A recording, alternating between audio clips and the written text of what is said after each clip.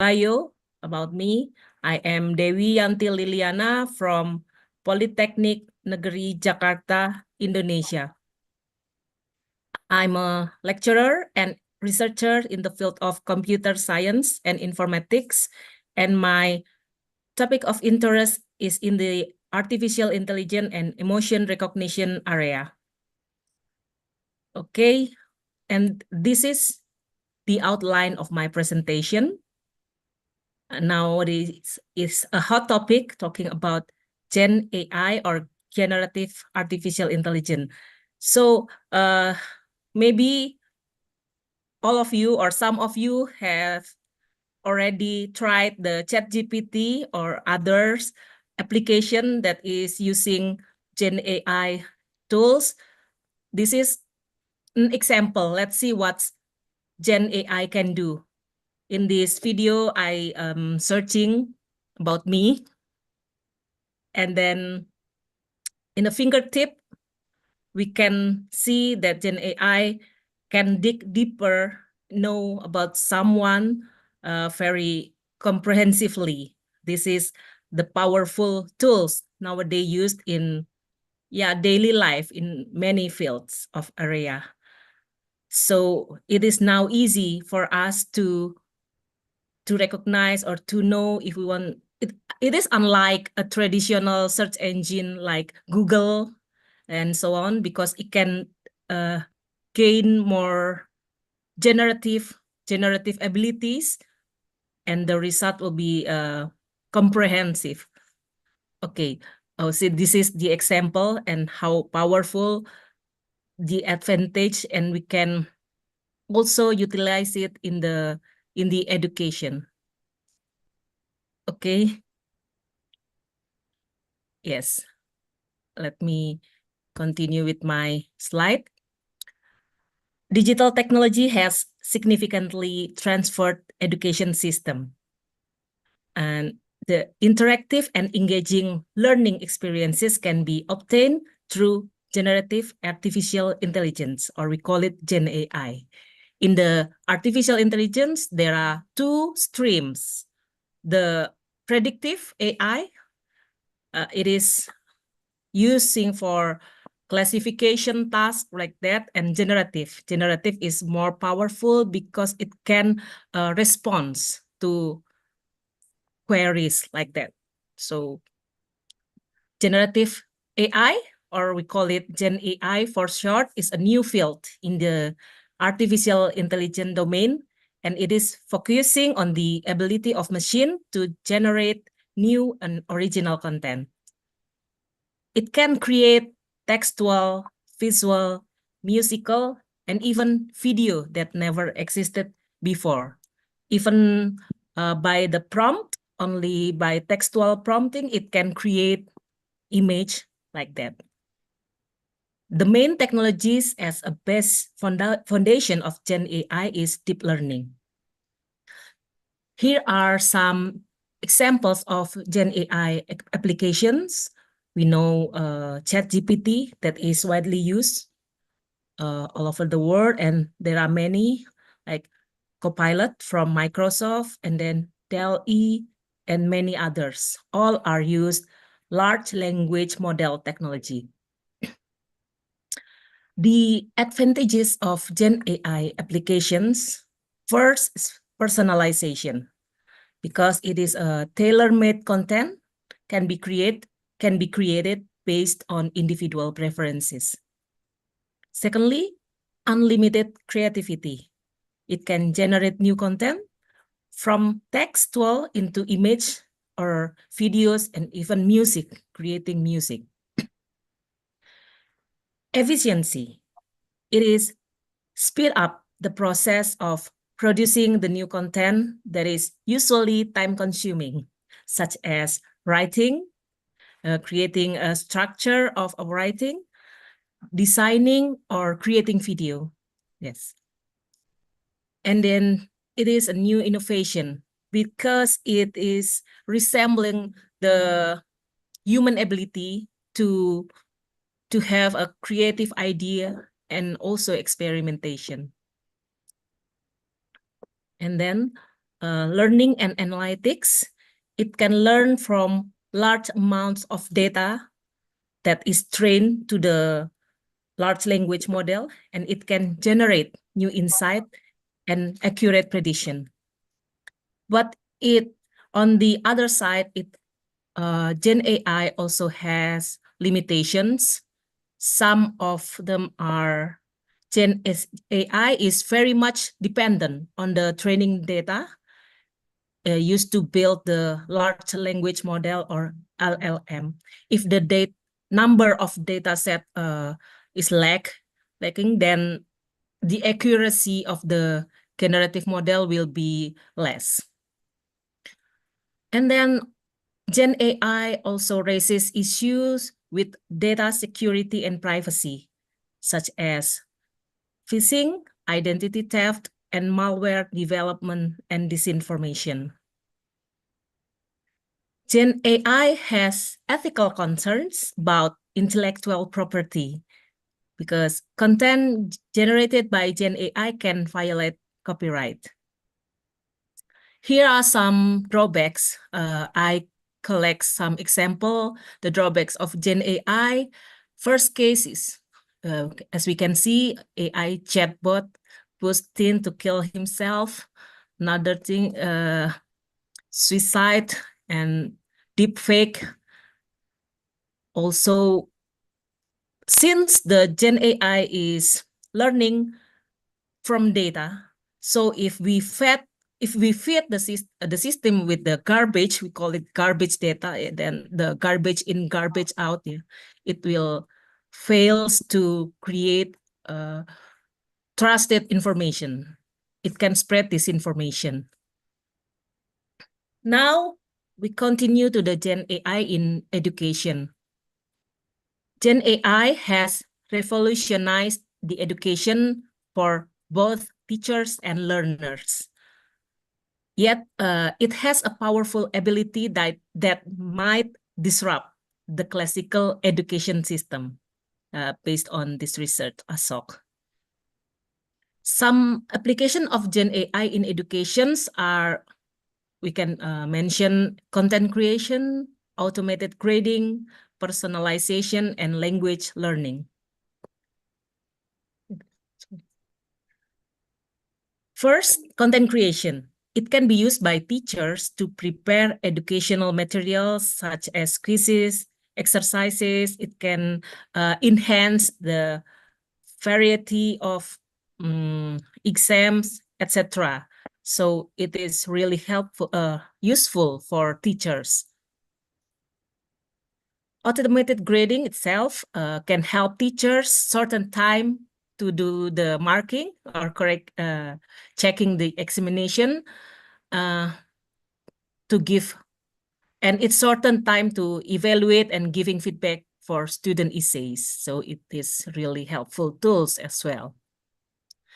While personalization is using Gen AI to analyze student data to perform tailored learning experiences that student needs. And language learning can create language exercises and dialogues as if we are talking with human subject, where it is actually a machine. Gen AI can be utilized to summarize learning materials, answer questions and exercises, even writing a computer code, yeah, or even write an essay. So there is an unfairness challenge in the ethical use of Gen AI in education. So educators must consider responsibility and ethical use of Gen AI tools. And the limitation of Gen AI, to be more specific in the education sector, first, lack of understanding of the context. Gen AI will have difficulty in understanding the context of certain materials, yet it will provide less relevant explanations. Second is the content quality.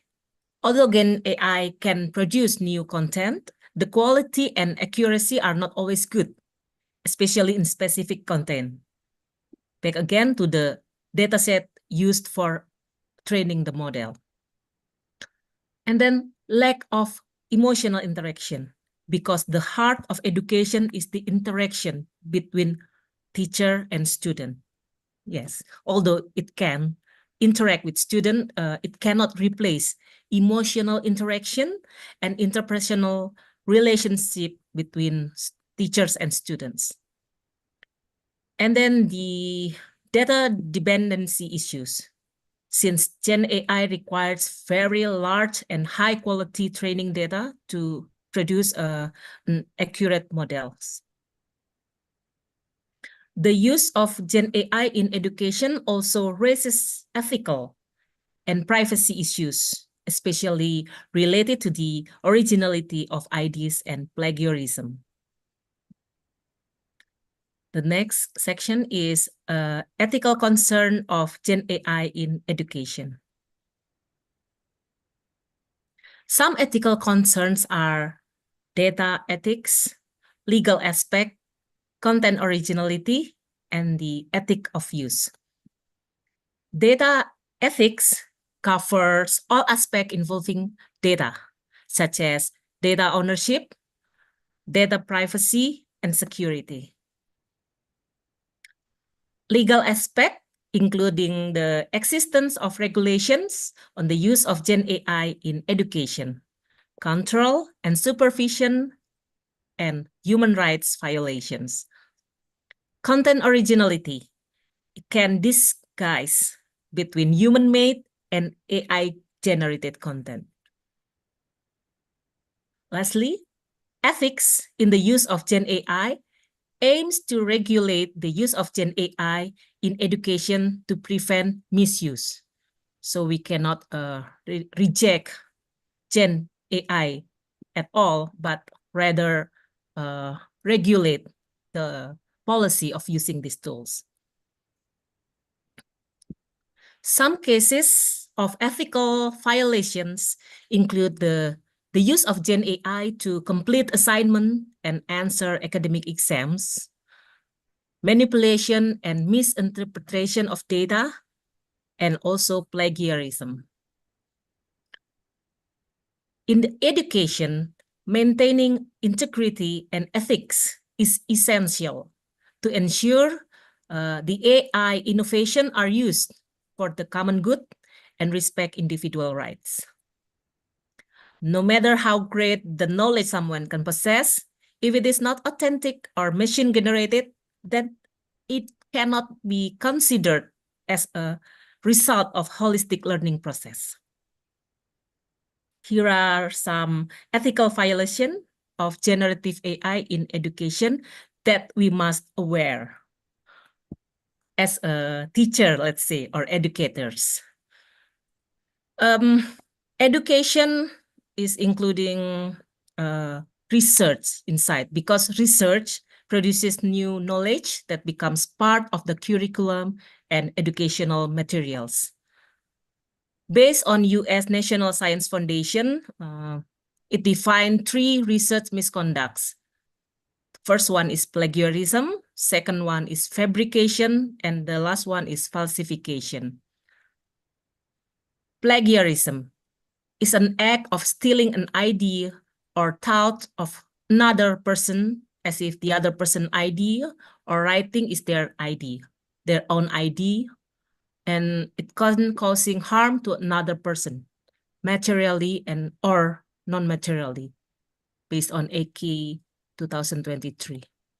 While fabrication is, in the context of academic misconduct, is the act of creating or fabricating incorrect data, information, or result in a scientific paper.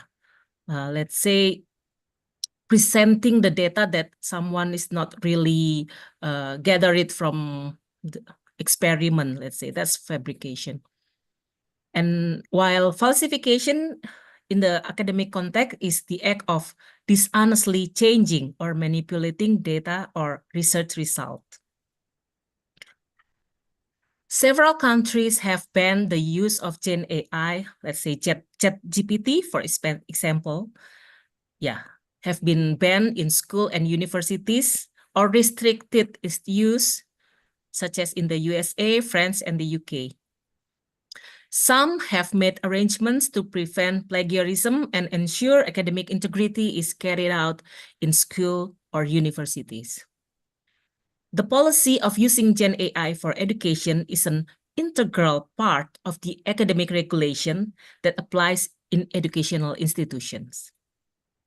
The ethics of using Gen AI and its rules are still evolving because the development of this technology is still very dynamic and continues to progress. The policy of using Gen AI in education must continue to develop and be adaptive to the possibility of rapid technological development. That's some points I highlight in the ethical use of Gen AI in education. And then, because it is balanced, it has advantages as well as drawbacks. We must consider the ethical use of Gen AI. Here are some proposals from me. How to utilize Gen AI in the education. First, rewriting the writing produced by Gen AI by understanding and translating it into students or teacher, into the educator's own language. This is fair. Second, using Gen AI only as a searching tool, not as a content generator, so that students remain in control of their ideas and thoughts. Third, do not rely entirely on the sentence structure generated by the application, but maintain a person writing style in their work. And then when citing arguments from other writings, it is very important to do the correct citation so that it is not considered Gen AI content. Number 5, avoid terms, keywords, or pronouns that are often used by Gen AI. Even if possible, use detectors tools such as GPT-0, that is detector tools, to find out if there is a part of the writing that is detected as a result of Gen AI. And then the next, use Gen AI to find ideas, problems, and outlines whose contents we will develop further with brainstorming results from Gen AI. So the involvement of human takes a bigger part in that results. And then this is a proposal.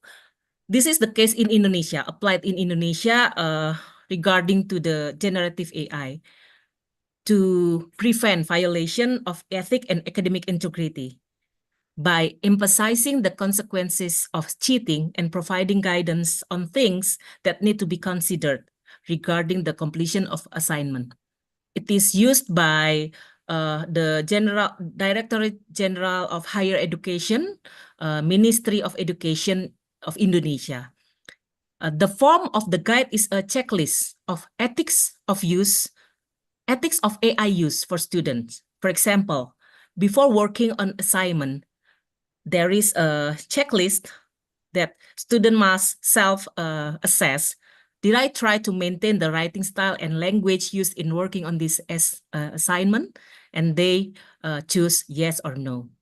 And when submitting an assignment, another list of questions, was I able to clearly explain or write the outline of my writing? Which sources were I use? And did I convey my personal opinions or ID? This is fair enough. We are not restrict the use of ChatGPT and so on, but student must fairly state that they are use the help of tools and what their contributions are. Okay, the use of Gen AI technology in education accompanied by compliance with academic rules and applicable norm and ethics will certainly improve the quality of the learning process. Therefore, leveraging Gen AI in education is not a threat, based on my opinion, but this is an opportunity that must be embraced for better quality education. Hence, all parties involved in the learning process must understand their roles and responsibilities in pursuing knowledge. Okay, the last part.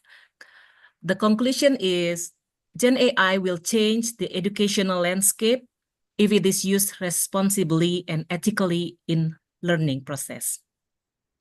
Academic regulation are needed for flexible learning with the principle of participation, fairness, transparency, and responsiveness. Equity, accountability, credibility, and integrity. Lastly, Gen AI help the learning process to be interesting, inspiring, meaningful, and relevant in the form of interactive and innovative materials, learning strategies that inspire student involvement, contextual, and diversity of forms of learning outcome assessment. I think that's my end of slide. Thank you very much.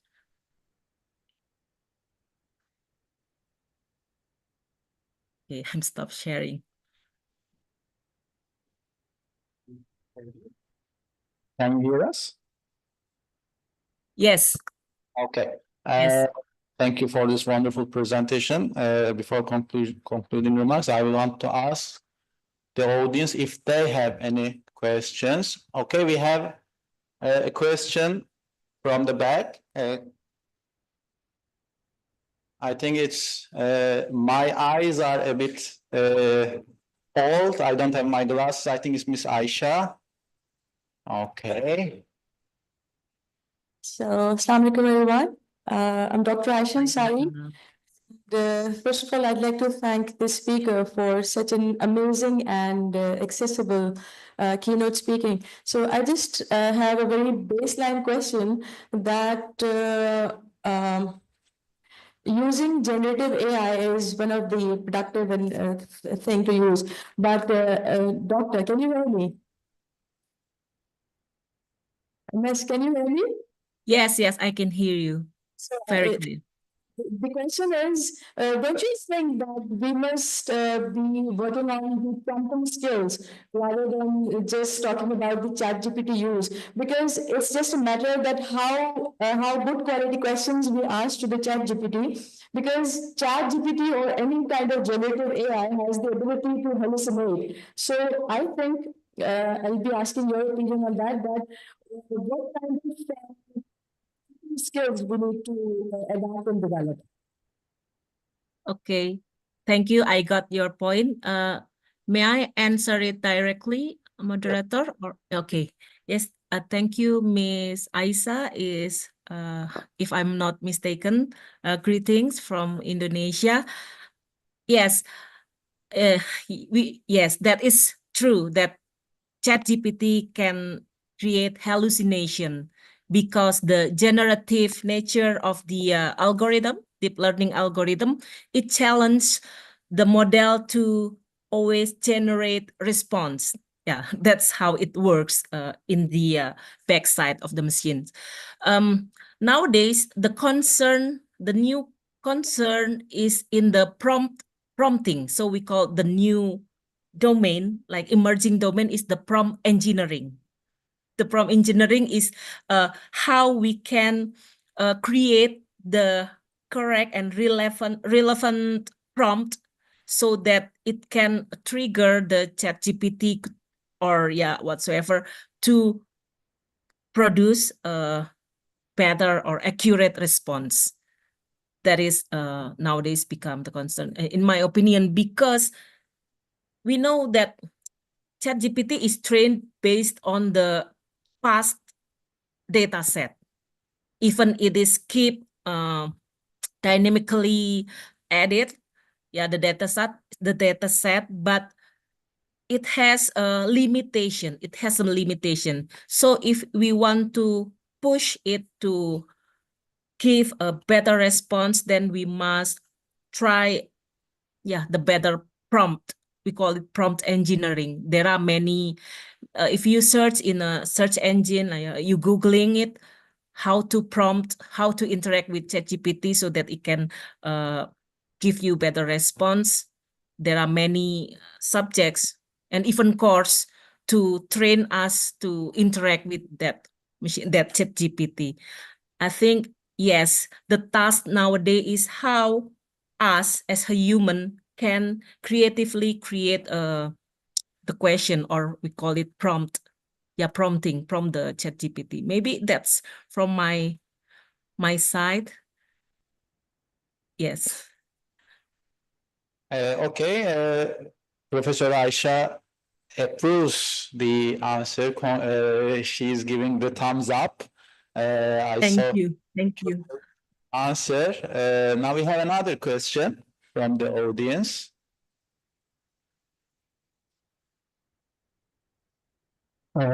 Professor, thank you very much for your presentation. I have a question. The generative AI in the presentation and how you used some use how you used your recommendations in Pardon, I can hear you clearly. Apologize. Can you repeat? AI presentation. How would you use your recommendations how to make it using AI? Could you I guess this time I cannot hear you very clear. let me help it? Yes, please help me, Mr. Moderator. Professor here is asking if you used AI yourself in creating your presentation, and Sure.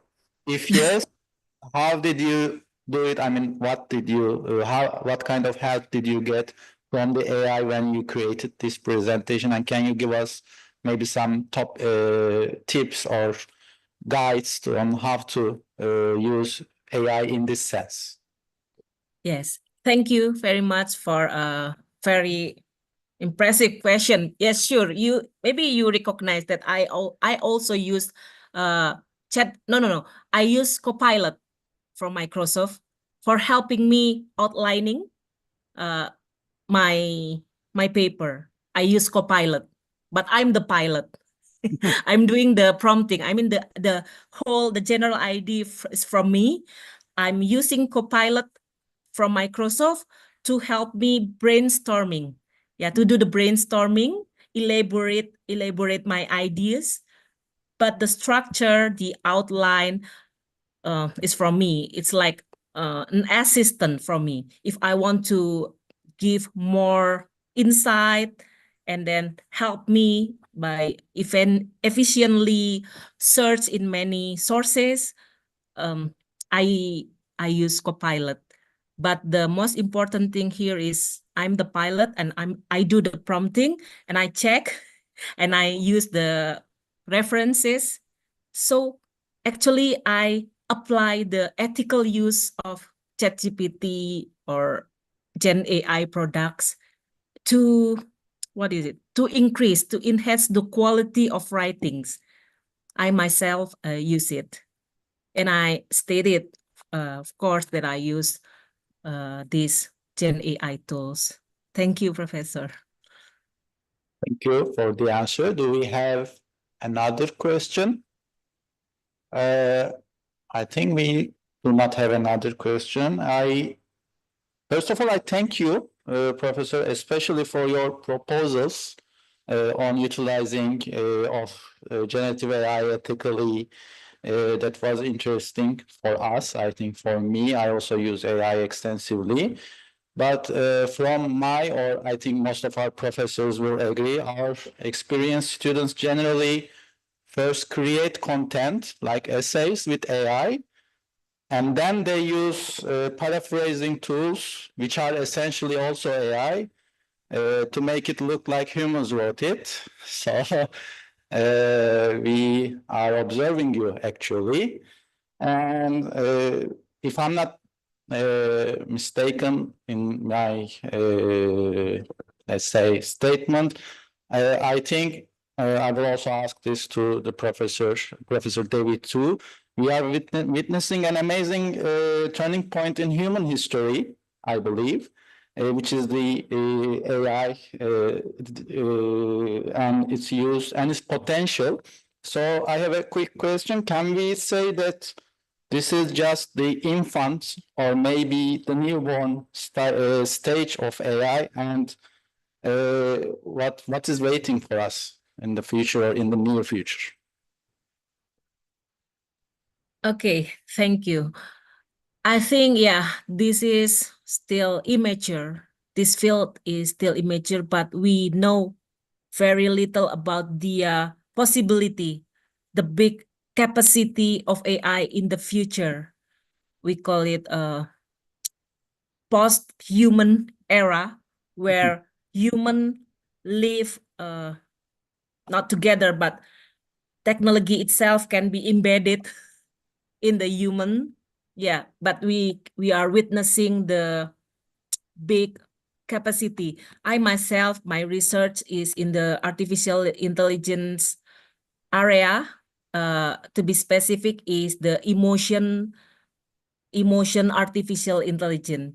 So artificial intelligence itself is try to mimic, or yeah, to imitate human natural intelligence, where human has multiple intelligence in the area of cognitive, emotionally, spiritually, creatively, and many things. So in the future, I think AI will emerge very, we can say, superhuman, yeah, like that. That's why even we still doubt about the possibility of AI in creating creative activities. But right now we already witnessed that AI can create music, create paintings, and so on. So it's just the beginning. What we must preserve now is the human natural intelligence itself, because if the machine become intelligence, what about human? Human lost their intelligence because we are so depending on artificial intelligence. And the human, the feature of human, that is natural intelligence, can be extinct. This is yeah, something that we must consider. That's why I keep saying to my student that maintain or preserve your own true natural intelligence. We cannot stop how machine will develop, will emerge in the future, because ChatGPT is only in the beginning. It still in progress, while human, post-human is very dependable to technology. This can be a threat, actually, if human do not maintain or preserving their natural intelligence by very depending on, yeah, generative AI and so on.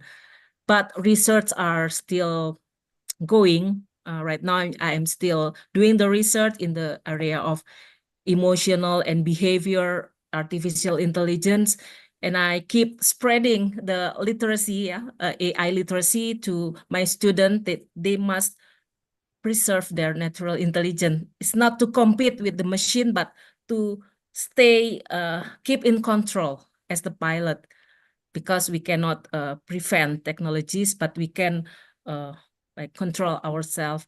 I think that's my opinion, Professor. Thank you. Thank you very much. This was a very thorough answer. We will have one more question from the audience. So Liliana first painted us a picture in her presentation about the bright future of AI, but in her last comments also she showed us a potential dark side of dependence on AI, if I'm not mistaken. Because as we all know, all living organisms and especially humans, we lose our organs when we stop using them. This is an evolutionary result. So if we rely too much on AI, what I understand from Dr. Liliana is, if we depend too much on AI, on creating content, then we might also use our intelligence in the future. So we have one more question, please. Can you, I'm audible? Can you hear Not too clear, to be honest, but maybe you can help me to, yeah. Sure. Yeah, thank you so much for such a great presentation, the professor. I'm a scientific researcher in that university. My question is about, do you think that the using the ChatGPT or it is similar algorithm, is it okay to use the ChatGPT for the academic researchers? You know, the scientific researcher, we cannot trust the organ without seeing its reference. Sometimes we face the problems and we ask our problem to ChatGPT. As a second step, we ask its reference. It's great, but when I searched the reference that ChatGPT offered, I couldn't find the reference in the website. I guess the references that ChatGPT offer us is not true. In that case, I'm on the fence. Is it okay to use the ChatGPT for the scientific researcher? What do you think about that topic, sir? Did you hear the question? Not really clear. Maybe you can help me a bit. Yeah, I get the end part. I got it, but We'll the just beginning. sum it up. Our participant says using ChatGPT or similar algorithms, AI. He is asking, is it okay for scientific researchers to use these algorithms and AIs such as ChatGPT also in their research?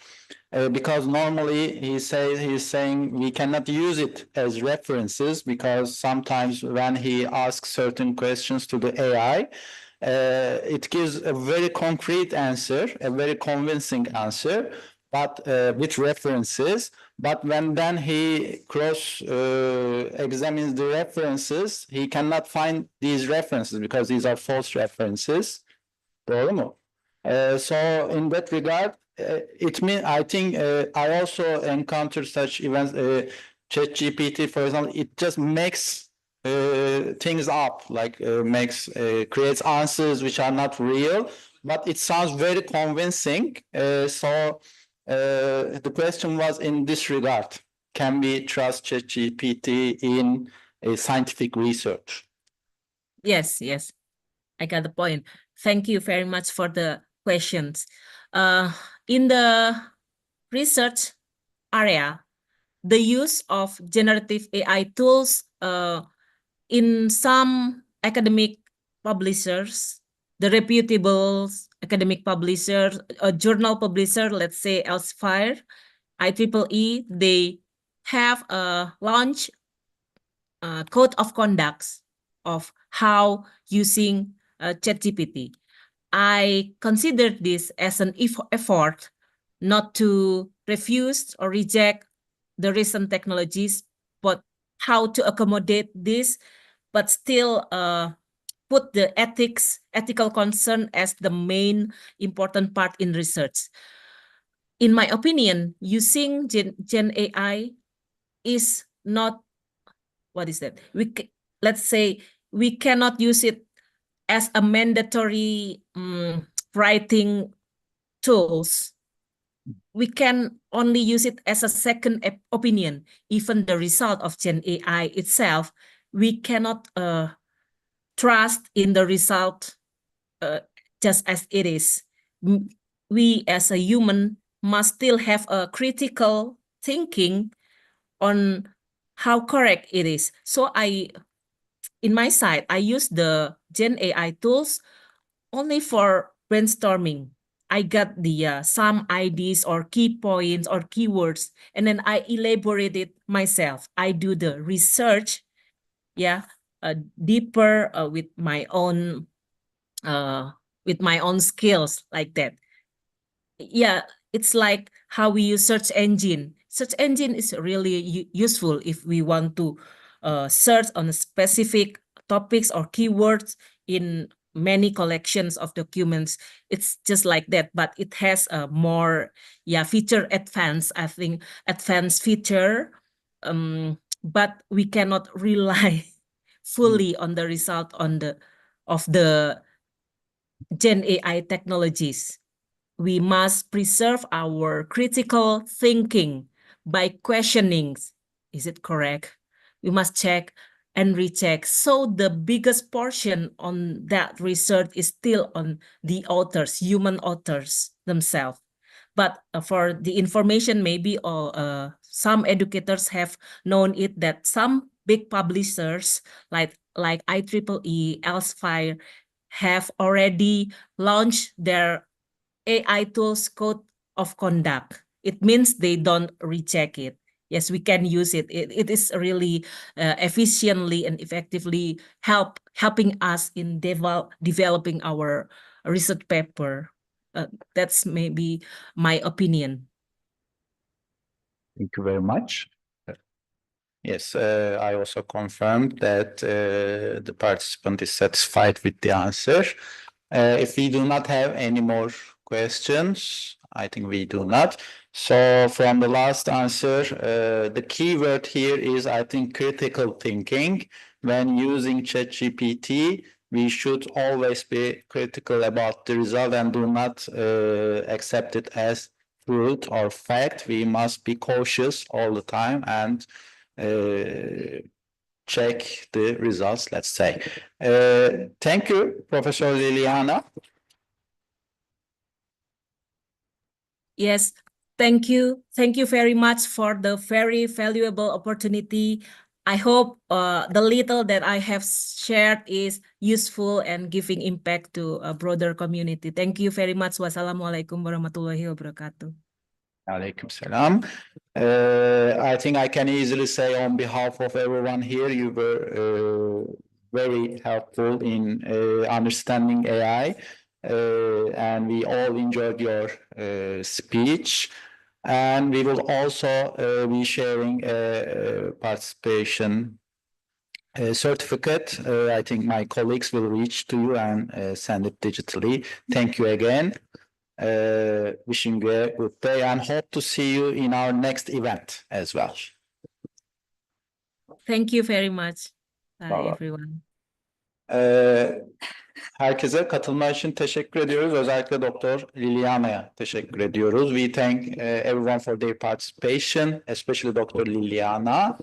And now Jakarta'ya da çok selam söylüyoruz. of course, we give our regards to Polytechnic Jakarta. My colleague already shared the certificate of appreciation. Bundan sonra bir konuşmacımız yok, hastalandı herhalde. Evet.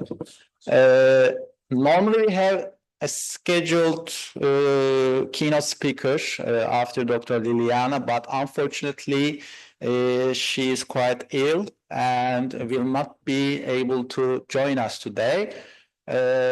We apologize for this inconvenience, but now we will have a short, let's say, a musical treat for you. Hope you will enjoy.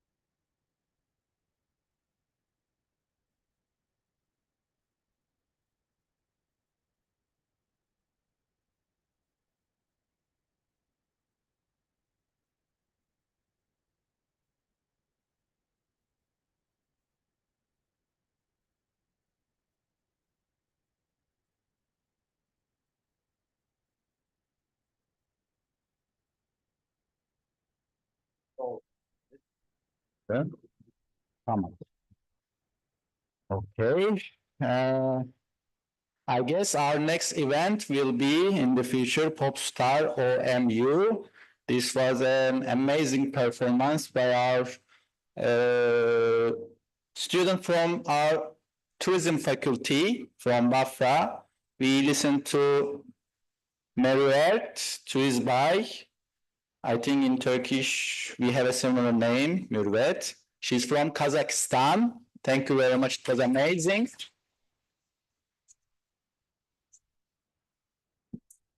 Well, we had the goosebumps, but maybe it was a bit short. We needed a few more next time, I hope. Now we will have a short video from our last keynote speaker. He couldn't attend personally, so he will be joining us with a video session. Then we will close the keynote speakers for today.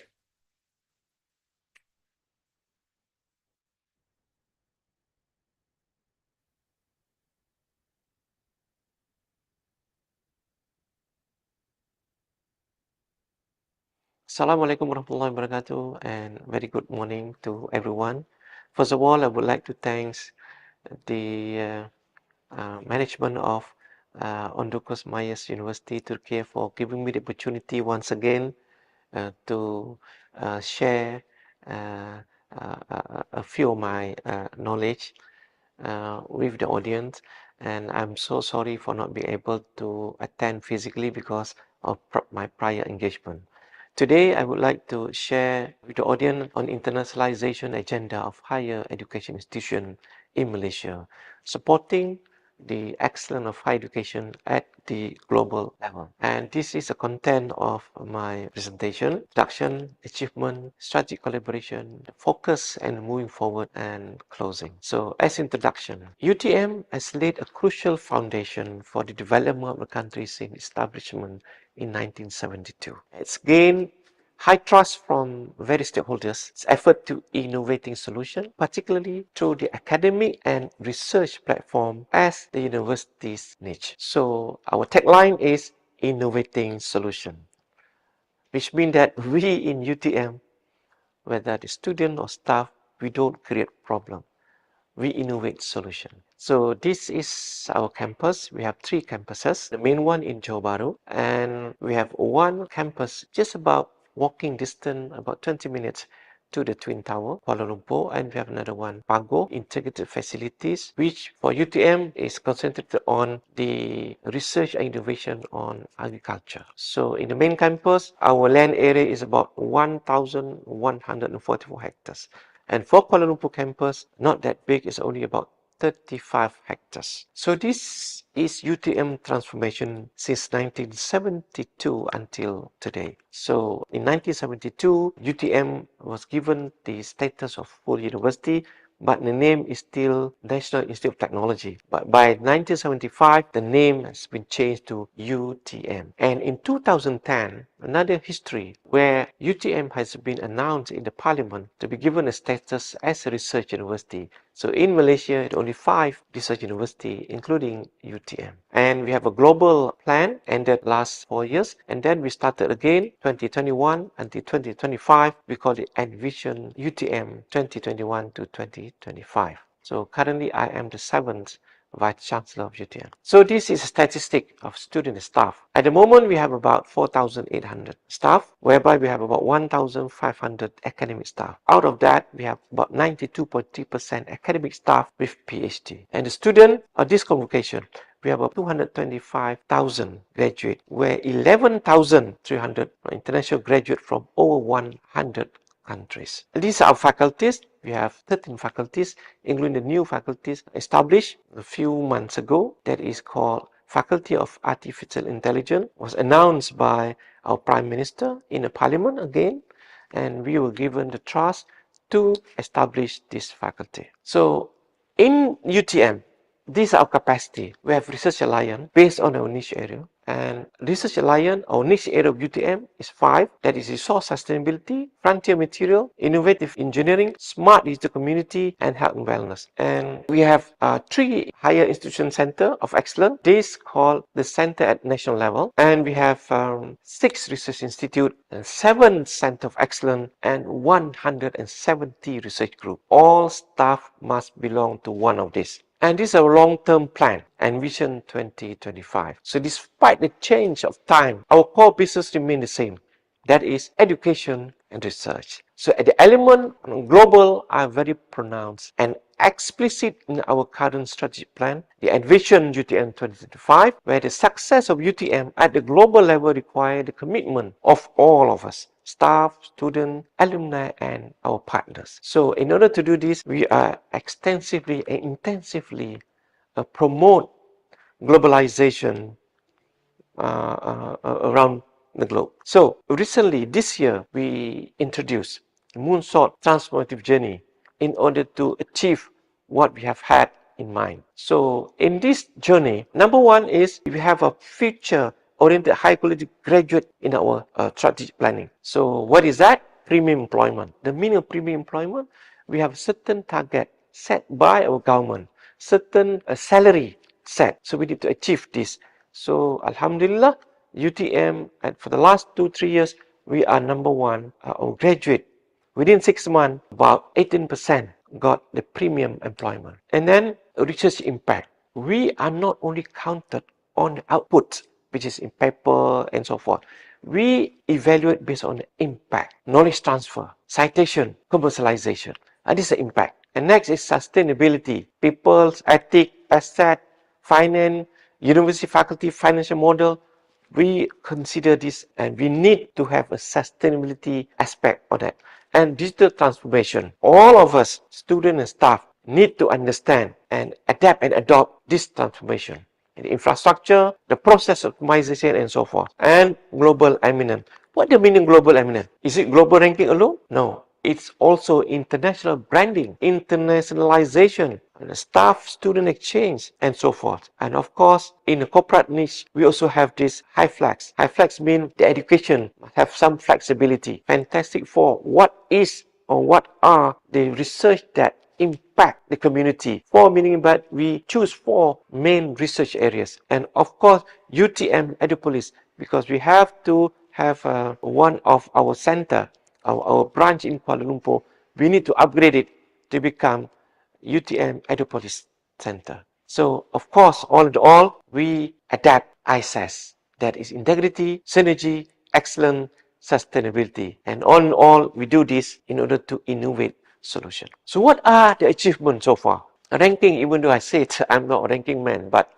if we do all what we have done just now, proposed just now, see, in the history this year, our ranking QS World University ranking 181, top 200 in the world. So this is our notable achievement: graduate employability and premium employment. You can see that the premium employment, sorry, about 30%, not 18, 30%. And succession planning for university, a critical post, now cover 8 top management in potential successors undergoing profiling and gap identification. The vice chancellor or rector, deputy, or the dean, we profile and we have a pool of people that can be chosen, because university is not only for the vice chancellor or deputy vice chancellor as well as the dean, but we need to prepare for the successors. You can see that the hybrid and flexible learning or HyFlex was crafted as one of our corporate niche strategy with expectation of an additional income revenue stream for UTM. And next is the article in index or Scopus. See, Alhamdulillah, last year we produced quite, Q1, Q2, quite a good numbers. Now, in terms of future-oriented high-quality graduate, Alhamdulillah, our student 100% employed within 6 months after graduation.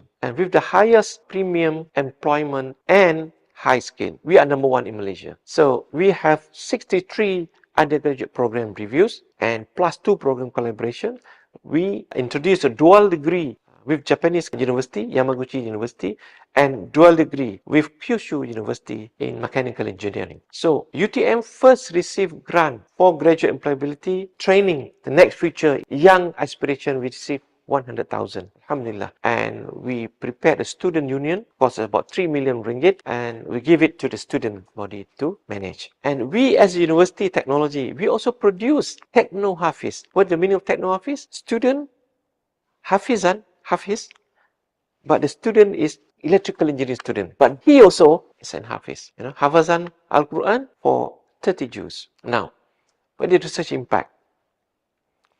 We received a grant, quite a handsome amount of grant, government-to-government link between Malaysia and Japan. SATRAC, we call it. The title is Develop Palm Oil Mill Treatment System for Sustainable Energy Production and Resource Recovery based on Material Innovation. We collaborate closely with Japan. JICA, Japan, give us 11 or close to 12 million. And Ministry give us 7 million. It so happened that I am the program leader for this. So we received about 20 million research grant just to solve this problem. And of course, for Fantastic Four, we allocated our internal fund, 5 million, for these 4 main theme of research: AI, smart manufacturing, electrical vehicle, and built environment. And we also the first university probably in Southeast Asia. We found the first rock aquifer water well in Malaysia, found in UTM. So we produce our own aquifer water, 1 million liter per day. And we also transfer 539 projects, high impact knowledge technology transfer project since 2016 to the community. So as a teaching and learning,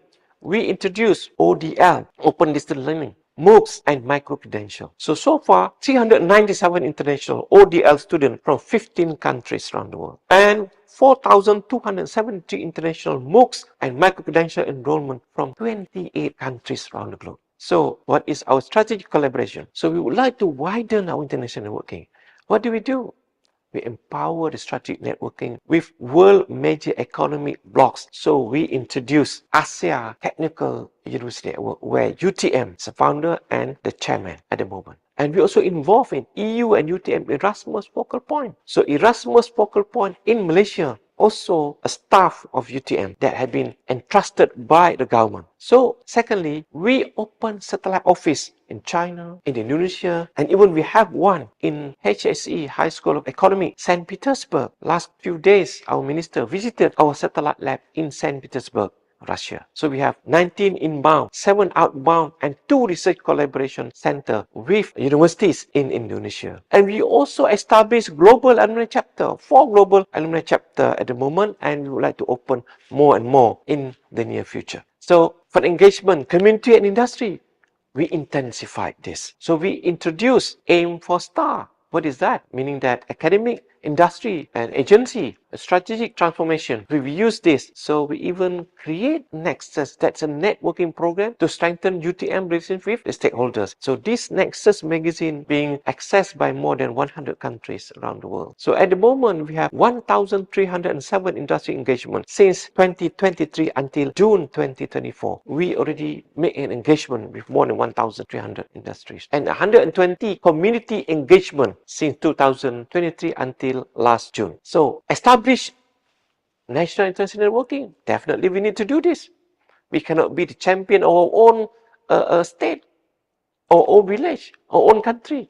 We need to expose ourselves. This is among the example since I'm young until now. Recently, I went to Newcastle University. Just last 1 week, I went there to strengthen, and probably the next week, their team will be coming to UTM again. This UTM in the world map collaboration. Publication as a co-authors. Asia, 60%. Global countries coverage academic collaboration, 74%. So these are the networking that we have had, and we would like to further improve or strengthen, enlarging our networking in the near future. So more than 300 academic and research global partnership. And you can show this around the globe. So we do hope that in the future we can have many more, probably 400 or 500 more. This, our global alliances in specific niche area. Erasmus, I mentioned just now, and we also have Malaysian France University Center, World Technical University Network. We are part and parcel of it. And probably next month, I will be going to Philippines because I'm the chairman of the ASEA Technical University Network. We have a yearly program. We rotate among the state countries that become our members. Now, where the focus? Publish in high impact factor journal. We need to publish, but after publication, what is the impact? That is very important. ladies and gentlemen. Not only the paper, but we need the impact, the outcome from our paper. Say, for example, we need to promote income generation from the R&D output that we have had. We need to work with the industry so that we can gain more income, consultancy, or our product is easily acceptable and used by the industry. So we work with Petronas, we work with SIMW, and we work with many, many more industries locally and abroad. We also, I myself, work with Kubota, one of the top industry in Japan. Next, this is what I meant. Publication high impact factor journal. So happen that I'm working with many collaborators around the world. So the impact factor of this chemical society review is 54.56, and progress polymer science impact factor is 27.1. So we need to work together. If you want to work fast, just work alone.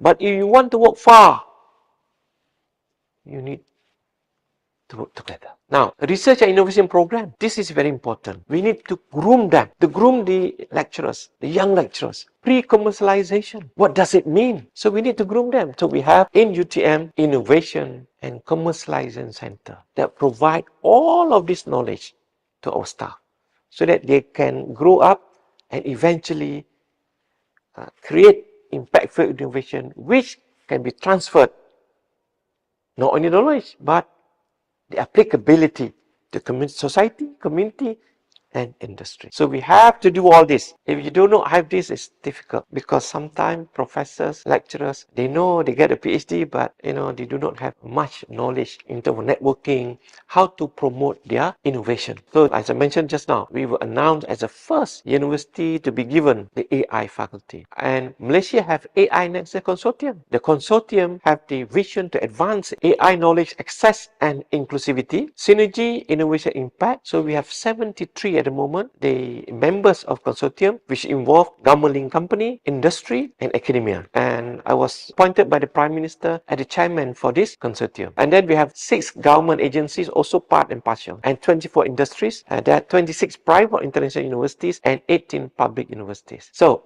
spin-off company. So far, the spin-off program established in UTM since 2011. And the total active company now is 31. The impact in the spin-off company, and we create job creation for our students and outside. So we have permanent 125 staff, internship 51, internship we paid, and we have a contract staff about 52. We create job for others as well from these 31 spin-off companies. So as a conclusion, strategic partners. Partner with those who believe in our brand and talk about it. We work with Ihecon. So Ihecon, UTM, and DNB is a government-linked company collaborate to prepare Malaysian students for the 5G era. So Ihecon have its center in UTM. So we also have very good collaboration with BRIN, which is a research body in Indonesia. So we train the staff and students as well in UTM. And of course, I have a good collaboration with Excellency Justin Lee, the Ambassador of Australia, who invited me, proposed my name to the Prime Minister Office of Australia to be invited to give a talk in the first ever Sydney Energy Forum. So this is how we call as a strategic partner.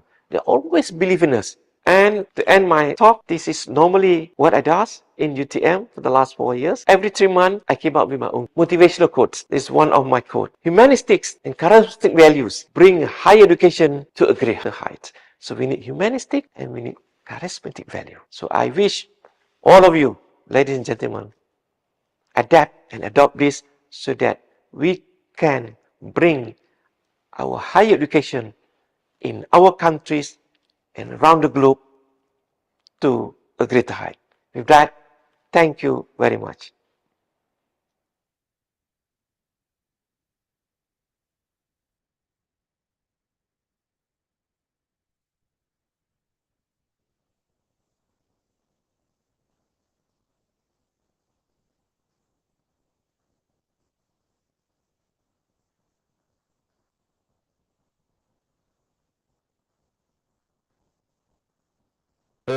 Come personally, but unfortunately he couldn't make it. But he was with us with his video, and it was, to be honest, wonderfully prepared. He was like here, actually. So we thank for his valuable insights. He mentioned very important points as well, like grooming future academics, young academics. That's an important topic. Sait Hoca duydu bunu. Grooming, gençlerimizi eğitelim hocam. So this was the end for our keynote speeches. Thank you all for your participation, and also we have several online visitors. Thank you also for joining us today. Now we have our very last sessions, presentations, and we will conclude our international conference for this year. Thank you all for joining us, and hope to see you next year.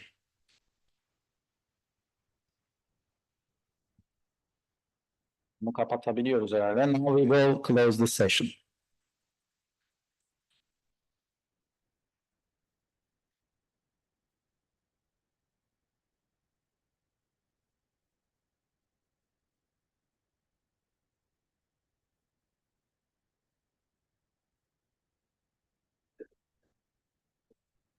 Abi ne yapıyor?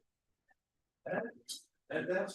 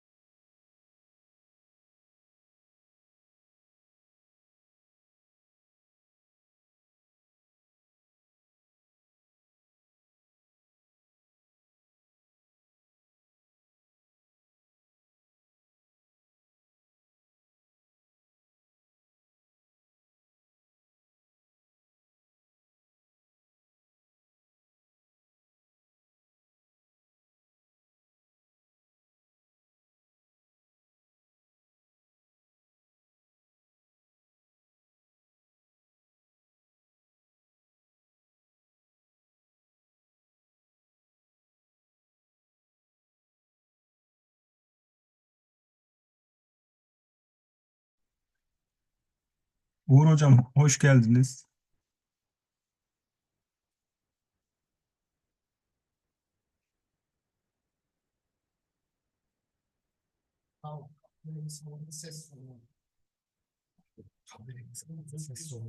Şu Uğur'u bir konuşturayım da.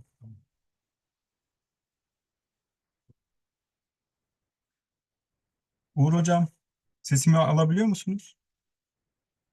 Sizin mikrofon kapalı sanırım.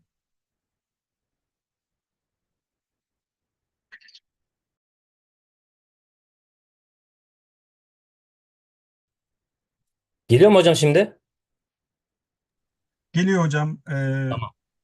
Oturum siz de başlatabilirsiniz. Gecikme Keynote oturumu biraz uzadı. O yüzden Evet. sarktı. Aynı Zoom üzerinden online oturumları da yapıyorduk. O yüzden geciktik. Kusura bakmayın. Estağfurullah hocam, ne demek? Başlayabilirim değil mi? Hadi hocam buyurun. Teşekkür ederim. Hello everyone. I think this is the last session of this big event. So I want to introduce myself. Firstly, it's Ihecon lecturer in Karamanoğlu Mehmet Bey University. And I will have two presentations today.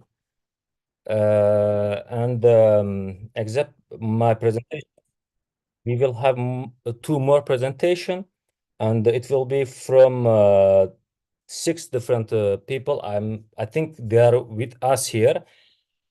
So if you let me to present my study firstly, then I will share time with other guests.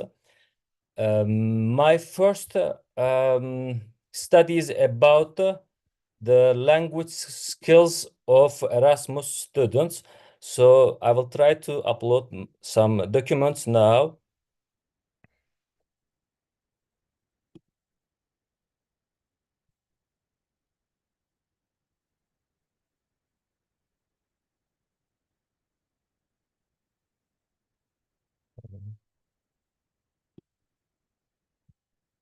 Now I think you see it. So this one is the first one. The contribution of Erasmus plus student learning and internship and mobilities to the language skills of higher education students. I'm a lecturer of French language, but at the same time, I'm responsible for Erasmus program and international students. That's why I choose these topics.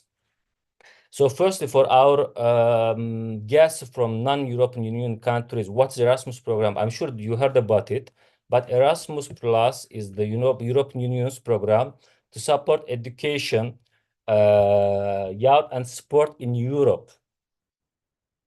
The programs involves 27 member states and the 6 non-European Union associated countries. And via these national agencies, this program is managed. So national agencies are responsible for the program. But except these European Union countries, other countries also across the world, they may participate in the program via different project types. Now, today, we will focus on the Erasmus projects in higher education. So in higher education, we have two types of two actions of mobility. One is learning and the other one is internship. Learning is the way of studying in another higher education institution in Europe. So the student choose the university and goes there, study for a determined period and come back to its host university. And the internship related to its study field, the student find a suitable place and do the internship for a determined period. This is the two types of mobilities. And my main topic, if do the Erasmus mobilities contribute the development of language skills. Of course, the Erasmus Plus program significantly impacts the language of higher education students through its student learning and internship mobility opportunities. By immersing study in a foreign environment where they are often required to expose their life, academic studies and professional experiences in non-native language, Erasmus Plus mobilities foster practical language acquisition and cultural adaptability. Now, we will see the way of developing skills in 5 categories. One is about the language proficiency, enhance the language proficiency. Erasmus students typically improve their language by practicing in real-world settings. This immersion allows for rapid vocabulary acquisition and the immense fluency and a deeper understanding of local lines of nice that formal classroom instructions alone cannot provide. The second one is the confidence and the communication skills. Living and working in a foreign country pushes students to communicate effectively, whether in academic or professional environments. This experience builds confidence in speaking and understanding another language, which can develop their career prospects and personal growth. The third one, the key contribution. Erasmus encourages multilingualism by allowing students to experience diverse cultures. Often, the students they are exposed to multiple languages with international settings, which not only boost language competences but also increases cultural awareness and tolerance. So the students they don't only develop their language skills but also their cultural awareness and knowledge. So the fourth one is about the certification. Many Erasmus programs like the internship and the learning mobility encourage or require language courses as part of the curriculum. So these allow students to prove their mobility in their future life and professional careers, which is related to the last topic, professional language development. Internship under Erasmus Plus also offers sector system language exposure, where students learn terminology and professional language use beneficial for the development in fields such as business, healthcare, engineering, and more. So, everly, Erasmus program via student learning and training mobility offer a comprehensive environment for developing language and integrating cultural learning and preparing students for a globalized workplace. So this one was the first one, and I will share my second presentation, which is about international students. I'm sure if maybe the Erasmus was not very related with your countries, but I'm sure you also have international students in your country or campus. So you may also encounter some similar problems in your university. So we will focus on the adaptation problems and the solution suggestions for international students studying in Turkey within the scope of the international student program. So I don't know how it's called in your country, but in our country, in Turkey, the program is called International Student Program. It is the way for the Turkish higher education institutions to accept the foreign students to their institutions for the purpose of study. The scope and the rules of this program is determined and controlled by the Council of Higher Education. While the institutions are free to determine in some points, such as quota, nationality restriction, or the language to instruct, most of the rules are decided by the councils, and the institutions are required to follow these instructions. And what about the numbers studying, the students studying in Turkey? There are more than 350,000 international students from 198 different countries all over the world. International students, of course, like in other countries, face several adaptation challenges, which can be grouped into academic, social, cultural, and practical issues. We will focus on common adaptation problems and solution suggestions for each problem. The first problem is the language. Many international students struggle with Turkish, as most academic and social environments in Turkey require at least a basic proficiency in the language like B1 or B2. This barrier impacts their academic performance and limits their social interactions, making it difficult to survive and integrate fully. However, every international student should prove that they have C1 Turkish level, or if they cannot do that, they should study 1 year Turkish preparation class before starting their study field.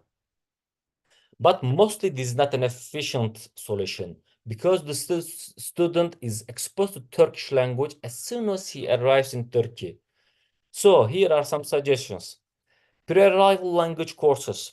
Offering Turkish language courses before and during the academic program can help the students acclimate. Of course, during their academic studies, we are implementing that. But before the student arrives Turkey in his own native country, maybe the host university can start a program that the student can start studying Turkish language. So once he arrives to university, he will some level. The second one is the language exchange programs. Universities can encourage language exchange partnerships between Turkish students and international students, fostering both language skills and cultural exchange. The second one is about the academic adjustment. I mentioned that we have almost 200 countries that students are coming from. So there are different countries and different teaching styles, grading systems, and the expectations. So this can be challenging for our foreign students, especially for those who are non-European Union countries or from non-Western countries. So here are some solution suggestions.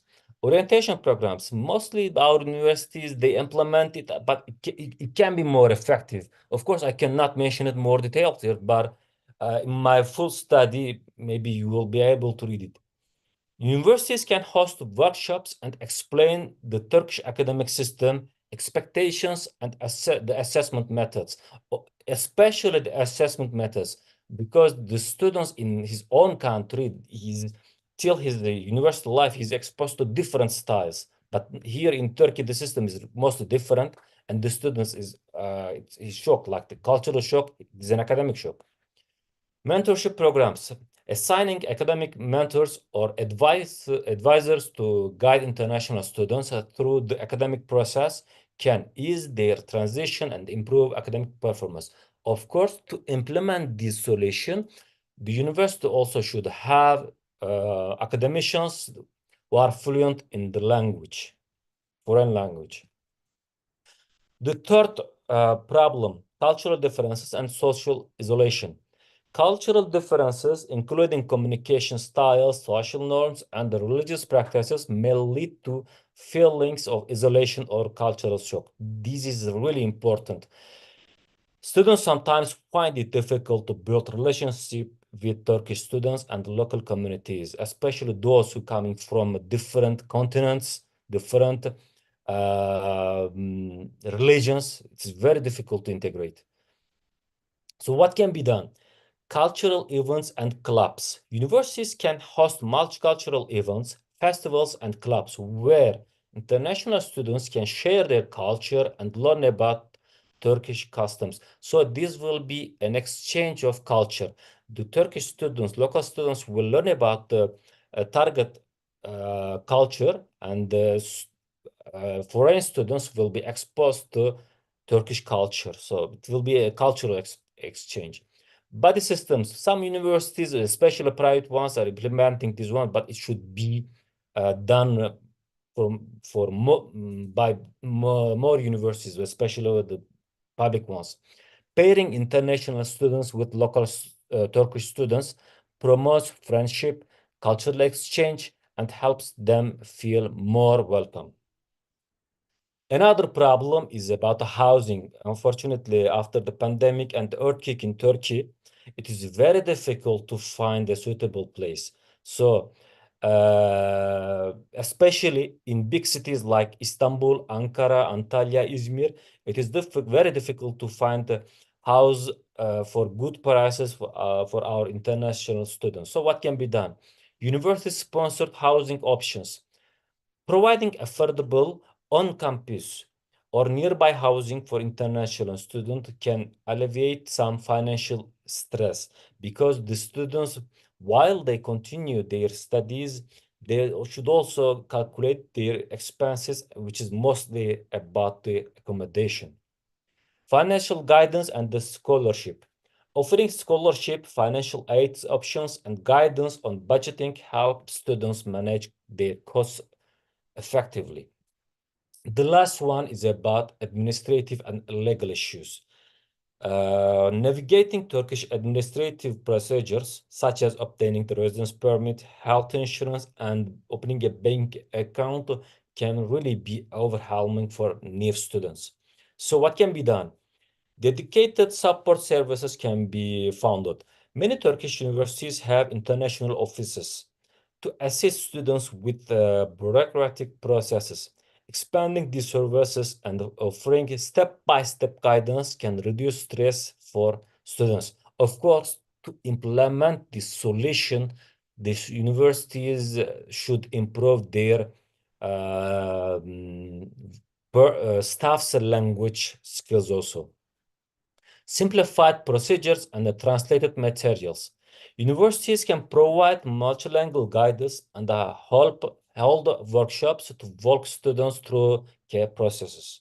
So, by addressing these adaptation challenges with targeted support, Turkish universities can improve the academic and social experiences of international students, helping them feel more integrated and successful during their studies in Turkey. So this was the end of my presentation. Thanks for listening and sharing time. So now it is time for Dr. Ahmed Hilman Borhan and Associate Professor Dr. Suresh Ramakrishan and Dr. Ayn Nadia Binti Mazlan.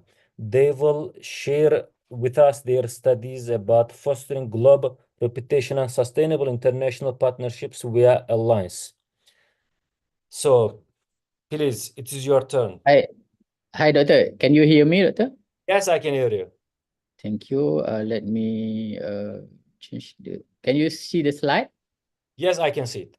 Okay, thank you. Everything's okay. Okay, how to.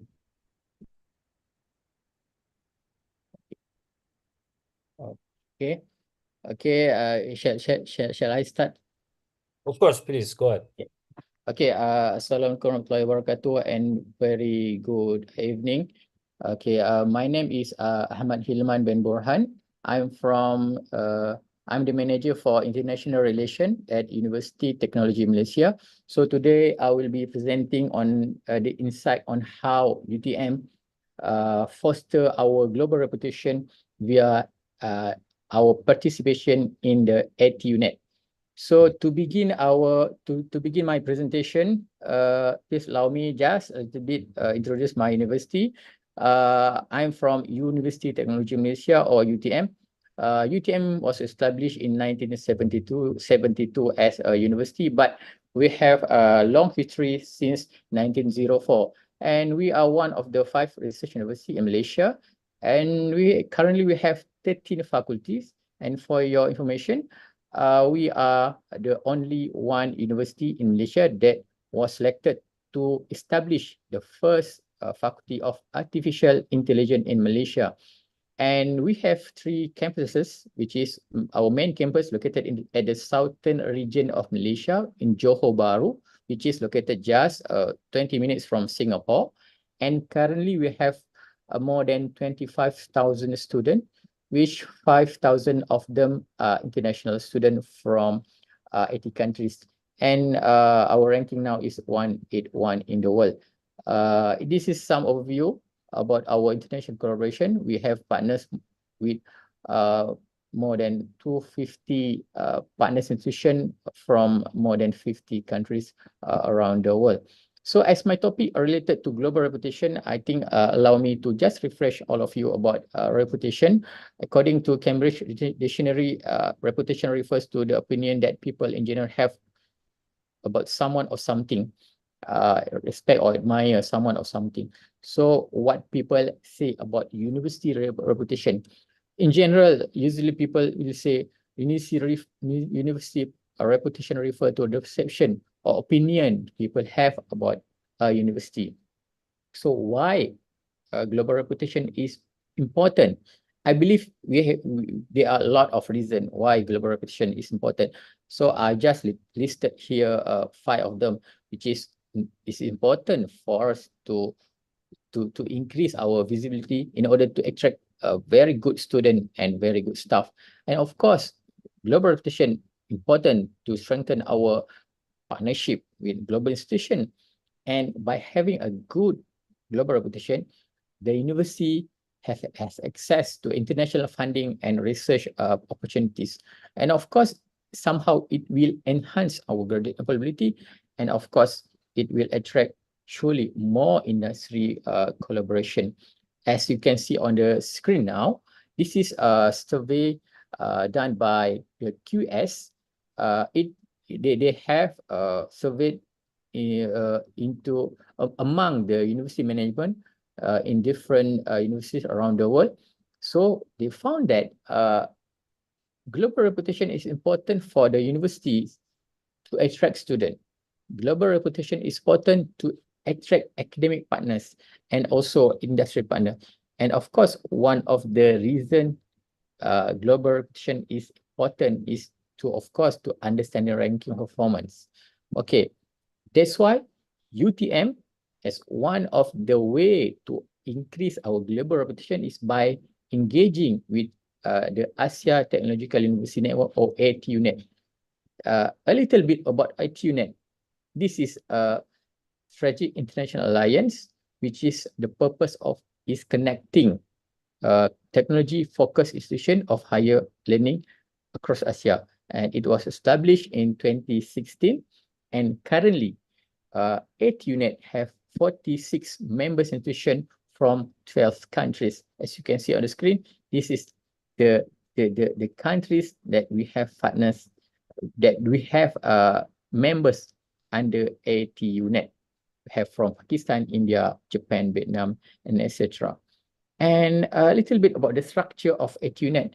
It has board of directors and supported by steering committee and executive committee. Board of directors consists of president and vice chancellors from the member institution, and steering committees consist of usually from the international office from member institution. And ATUNet also have 3 special interest group which discuss about student mobility, research, and also staff mobility and program. So what ATUNet can offer to the members? So the members can have access to collaborate with different Asian universities. So by having access to collaborate, they can form a bilateral partnership. By forming a bilateral partnership, they can access to share resource expertise, and also by participating, by actively joining ATUNet, they can have a joint research and publication initiative. And of course, as I mentioned earlier, it can help to boost their exposure and institutional visibility, especially in the ASEAN region. And this is some signature program that ATUNet offer to their members, such as ATUNet board meeting, international staff week, young researcher grant, student leader forum, hackathon, and etc. For example, board meeting, the meeting will be held in different universities around the cities, around the countries, between the members institution. So it gives the opportunity for each universities to invite all the president, all the vice chancellors from different universities, from different countries, to be at their university. Okay. So how the member institution can leverage on ATUNet to boost their global recognition, such as they can have that by hosting the EduNet conference, of course, by participating in EduNet event or conference. By doing that, at the same time, they can showcase their academic excellence, their research excellence, and also at the same time, it can strengthen their global branding and also the recognition for their university. And of course, by joining the EduNet, they can have opportunities to do joint research publication and presentation, and of course, collaborative project with EduNet, with other EduNet members. This is some example of hosting EduNet conference or seminar. From UTM perspective, we have from UTM experience, we have organized EduNet Virtual University President Forum, where we are the lead host and coordinate and jointly organized with EduNet. So and also we are partnering with EduNet together with World Technology University Network, another network that is based in Europe, to organize EduNet World Engineering Day, and another event also organized by other members, which is Invent 2024. And this is some example of joint research publication and also collaborative project with EduNet members. For example, EduNet offer EduNet Young Researcher Grant for each researcher or academician from its member institution to bid to get this Young Researcher Grant. And also there is a EduNet International Workshop on Sustainable Energy Development, where member institution can take part in this program. And also, of course, the EduNet International Staff Week, where the staff from member institution can go to this the member institution universities to join, and at the same time can expose brand their universities over there. And this is some example of our clique from UTM share their experience, their expertise in their field with other member institutions. Okay, and lastly is participation in EduNet event and conferences. This is a opportunity for students from member institution to join various programs related to students, such as EduNet Sustainability Tech Challenge, EduNet Student Leader Forum, and of course EduNet Summer School program. So this is some benefit that UTM get by actively participating in the EduNet, such as several researchers from UTM has selected to get the research grant from EduNet. And of course, in the middle, this is opportunity for our staff to go abroad, to be in the other universities at the other countries. And this, of course, for our students, they can join various student programs, such as summer school, student exchange, and student mobility. So the impact of by actively engaging with EduNet, as you can see, the trend analysis of UTM academic reputation in the QS World University Ranking. As you can see, the trend here is steadily increased our academic reputation in the QS World University Ranking. And as you can see, for the QS World University Asia, as EduNet based in Asia, you can see the ranking of UTM from 2016, which is 63 now, already at 37. And of course, our global rank also increased steadily from 303 now at 181. So therefore, as a conclusion, I strongly believe that a strong global reputation is important for every university to prosper, to get more, to improve their reputation, to improve their recognition globally. And one of the way to have a strong global reputation is by engaging with university network such as EduNet. And for UTM, we will committed to participate actively at EduNet in as a key platform to enhance our global reputation. So, Doctor, with that, I thank you for your participation. I hope this is insightful, is beneficial for all audience. Thank you and have a nice day. Thank you, Dr. Hilman, for your presentation. It was really interesting, especially for me because I'm really familiar with UTM because I Oh, was there in UTM Kuala Lumpur campus in July, before a few months ago. oh, really? Yeah, yeah, Okay. but we Please visited. come to Malaysia. Yeah, yeah, I was there. I came to Yeah. Malaysia and I will be there again, inshallah. Yeah, let me know. Okay, Okay. Doctor. Thank you very Thank you, much. Dr. Over Ilman. to you. So the next presentation will be presented by Dr. Ahmed Fadil bin Yusuf, Associate Professor Dr. Nurahim bin Ibrahim, and Zeti Raihan binti Haji Mot Yasin. Are you there? Please open your voice if you are there. Yeah, Doctor, I'm here. Okay, So, I'm sharing my screen now. okay, we see it. You are Dr. Fadli, I think. Yeah, Fadil. yeah, that's me. Yeah, Okay. yeah. Nice to meet you. Thanks. Right. Nice to meet you. Thanks to joining us. Please, it is your Yeah, turn. You can sure. start. Yeah. First of all, I would like to verify. Can you see my slide and my voice clearly? Yes, yes, we can see it. All right, all right. So thank you. Okay, Assalamualaikum warahmatullahi wabarakatuh and good evening everyone. Okay, so basically I'm Fadil from University Technology Malaysia and I'm holding a position as a mobility manager in UTM International Office. Okay, and today I'm going to present about my topic, University Technology Malaysia Strategic Approaches to Edutourism, Driving Malaysia Global Education and Tourism Agenda. Right. So in my presentation, we will discuss the following agenda. Firstly, we will start with the introduction of UTM, a very brief one, and then the UTM vision for edutourism or internalization, okay, and the strategic pillars of UTM edutourism approaches and impact of UTM edutourism initiatives, okay, and also conclusion.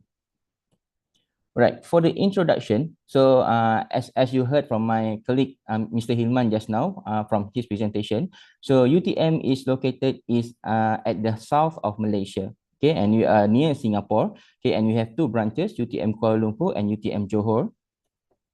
And for overall student, we have around 24,780 students, and we have 16,000 plus for undergraduate students and 8,000 plus for postgraduate students. And for our international students, we have around 5,060 students from 84 countries. And for UTM Vision for Edutourism or Internationalization, and for your information, UTM has put international agenda as the part of the strategic thrust to be achieved in our action plan 2024. And aligning with that, UTM had set a mobility program as the key high impact result for our international office to achieve as shown here. And our cost, and of course, the KPI is provided with fundings to help us achieve the goals. Okay, for example, here for 2024, our KPI for outbound student, we need to achieve around 1,600 plus. And for postgraduate to go abroad, we have around 200 postgraduate students to go that be targeted to go abroad. And for inbound students, we aim to host 500 inbound students in UTM. And of course, for 2024, 1.2 million funding is provided. Okay, so what is edutourism program in Malaysia? So it is an educational tourism program initiated by our government to promote Malaysia as a preferred destination for tourism and education, as outlined in the Malaysia Education Development Plan in 2015 to 2025. Okay, the objective, okay, of the program is to foster character development and social culture bonds between international participants and local students. Okay, and as you can see here, promoting higher education institution, like for example in UTM in Malaysia, as centers for tourism and educational activities. And these are the strategic collaborators to support this program. We have Ministry of Higher Education, Ministry of Foreign Affairs, Ministry of Tourism, Arts and Culture, and also Ministry of Home Affairs and Education Malaysia, and also Tourism Malaysia. And the partners for this program, for this edutourism program, is consists of four main stakeholders. The first one is public institution, like public university, Okay, and also the second one is a private institution, the third one polytechnic and community college, and the last one is school. Okay, so these partners, okay, this institution provide a package, about edutourism and promote to their close partners to participate in the program. Okay, so as you can see here, all the packages is categorized by specific themes. Okay, for example, science and technology, nature and adventure, leadership and management, and so forth. And in UTM, we have around 18 packages that consist of many of these categories. Okay, for example, we have since we are from engineering and technologies, okay, so that's why most of our program is related to science and technology. But of course, we also have like social science study, and also we have a business study, okay, in our packages, right? For example, we have Kebaya Language and Cultural Camp, we have UTM Tropical Rainforest Summer School, we have Internet of Things, okay, SDG Camp, and also many more. Okay, so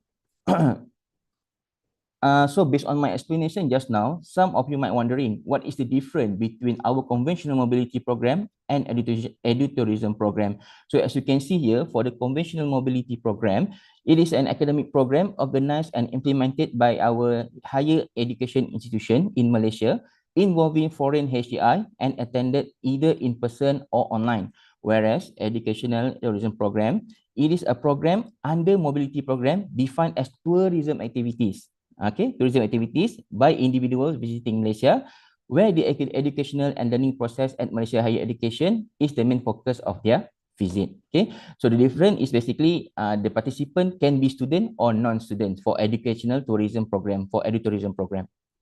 Okay, so the strategic pillars of UTM edutourism approach. Okay, so of course, in implementing edutourism program in UTM, my unit had implemented several strategic approaches involving our strategic partners in UTM, right? Firstly, as you can see here, we utilize the relationship with our partners from all over the world, like had been shared by my colleague just now. Okay, so as you can see here, UTM have many partners. We have many partner universities, okay, in 51 countries with 248 partner institutions and 282 agreements. By promoting our edutourism program to our partners, this can be counted as the activities that we conducted in our partnership together. Okay, then other than that, we also leveraging our alliances by inviting them to our edutourism program as part of the activities we done together within the alliance and network. So for your information, in UTM, we have around 23 partners, and we have 23 alliances, okay, and that we join. Okay, for example, Erasmus Plus, World Technology Universities Network, and also like my friend has presented just now, ATUNet, okay, and we have other more. And for your information, UTM niche area is engineering and technologies. Okay. All right. Other than leveraging our network, we also initiate close collaboration with our faculties, and they are playing an important role to ensure the success of UTM edutourism program in UTM. As you can see, most of their roles are like provide a content of the program, provide teaching staffs, and also provide learning facilities. So for the faculty part, most of their part is like from the academic side. Okay, and of course, so whereas for example, like the excursion or the other related parts of the program, our international office will take in charge of them. Okay, because some of the faculties, they have a very limited manpower. Okay, so in order to have a win-win situation, we let the faculties handle the academic part. Okay, but for the excursion and other related part will be conducted by our international office. So that is how we collaborate together with the faculties. Okay, and then other than faculties, we also leveraging our student society that we call a global bodies to assist us in organizing the program. Okay, so with our limited manpower at our international office, their involvement in this program are truly provide us with huge helps. Okay, so of course, we as the international staff, the international student and international office staff, we coordinate the program. Okay, and these global bodies, okay, they help us in, they assist us in running the program. Okay, for example, they become the buddies of the participants. Okay, whenever the buddies need help, the participant need help, they will contact our buddies, and our buddies will assist them. Of course, within the international staff coordination. Okay. Of course, in spite of all that, we're also implementing international student management system to capture and manage all the related data towards the implementation of the edutourism program. This is very useful for our reporting to UTM top management and our ministry office. And of course, the system not only provide us with good reporting, they also allow us to monitor our KPI progress throughout the year, right? And of course, to conduct a great edutourism program, it needs a very good content. Okay, we always ensure our international students are enriched with great experience in UTM. So, for example, we always engage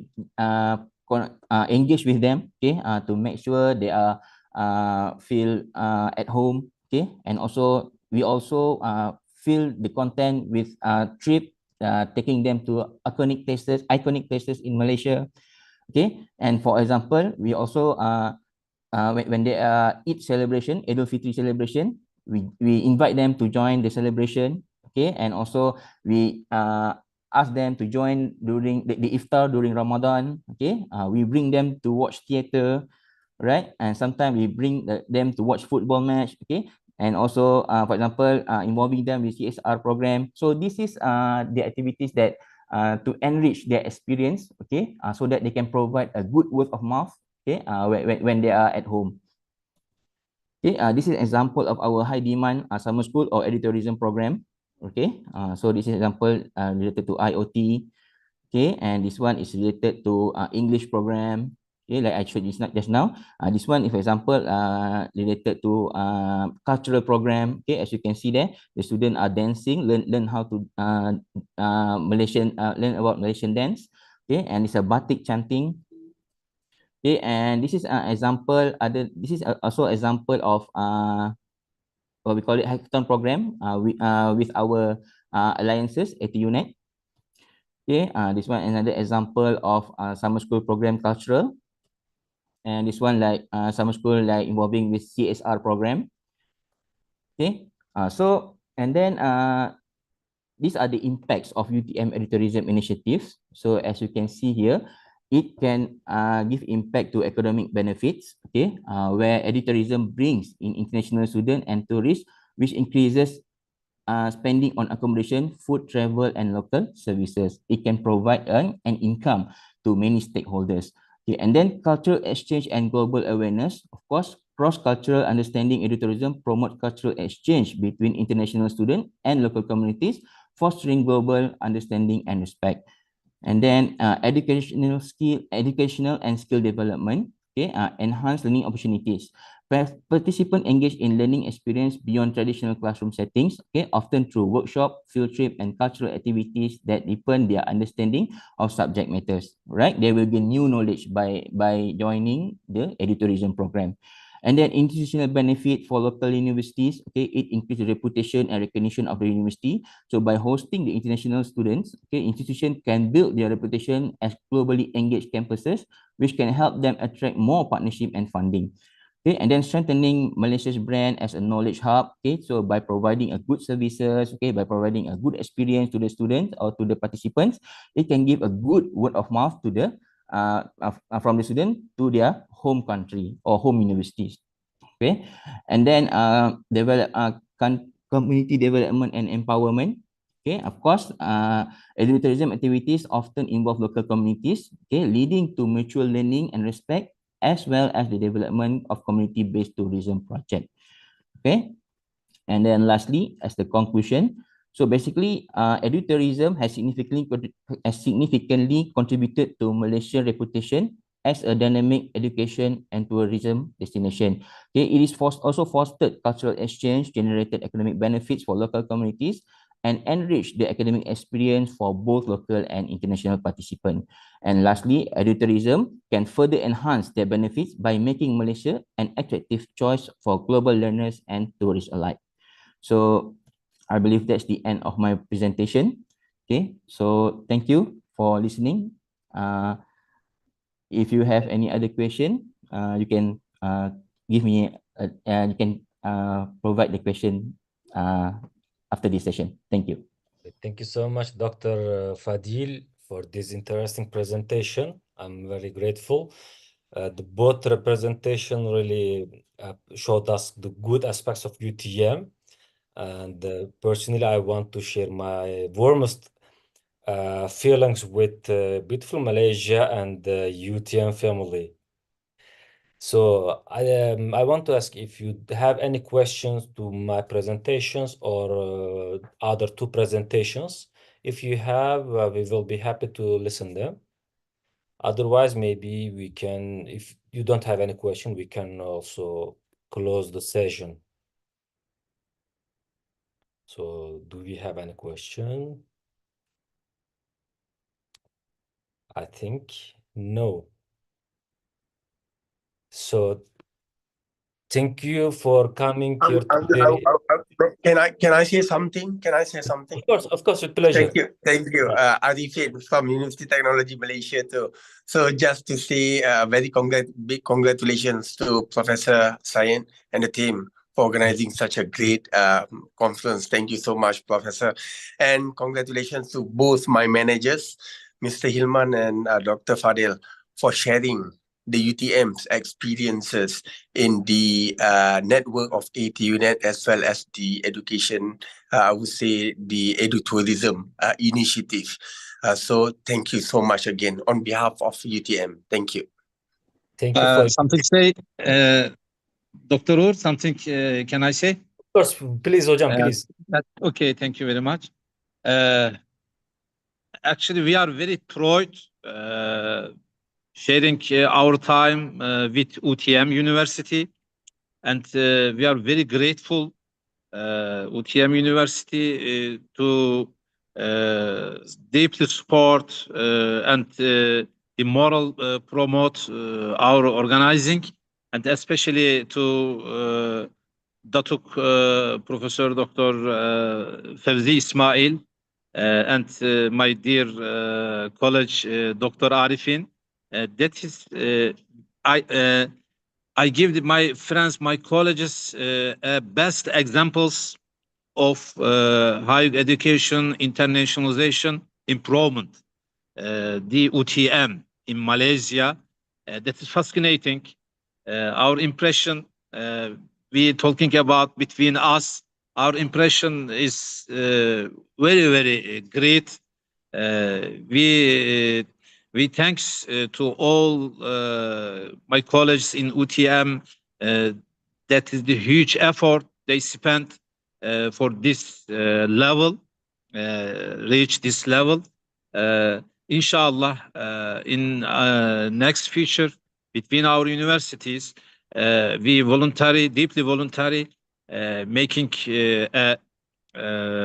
abstract and or absolute establish relationship between us, inshallah.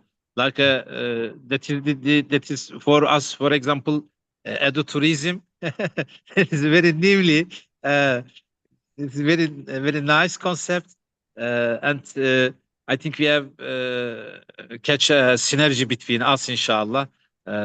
Thank you very much. Assalamu alaikum. Alaikum salam. Thank you so much, Professor. Thank you so much. So I want to thank my professor and the guest, so the 19 Mayıs University, for organizing this beautiful event, and all the partners. If you don't have any other words or questions, so we can close this session. I think we don't have. So the organizing committee may be closing the session. Thank you so much, Hocam. We thanks to you, Dr. Uğur. We are which your faculty? You are not in now in UTM. You are in No. Turkey now. I'm in Karaman. Yes, now in Karaman. But Yes. before you were in UTM. No, I was in UTM. I visited UTM. with my Only with employer in Karaman. Okay, okay. So nice to meet you, Dr. Nice to meet you hocam. Thank you so much. Yeah, Thank you. thanks to you. Yeah. Please, the responsible may close the session. Thank you, everyone. Thank you, everyone. Thank you.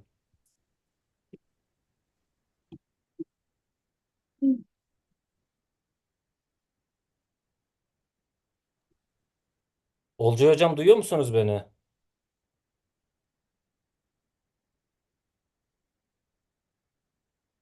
Olcay hocam.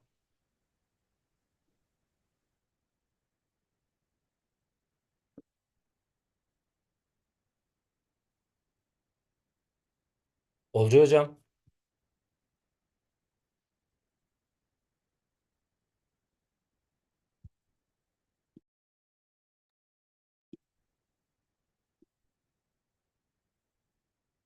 Merhaba. Bir şey bitirdik ama toplantıyı bitirdik. Ben sonlandırayım yoksa siz sonlandırır mısınız? Online. Biz çıkalım mı?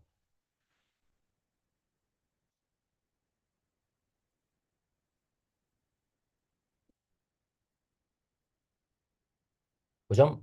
Evet hocam. Ha hocam siz misin ya?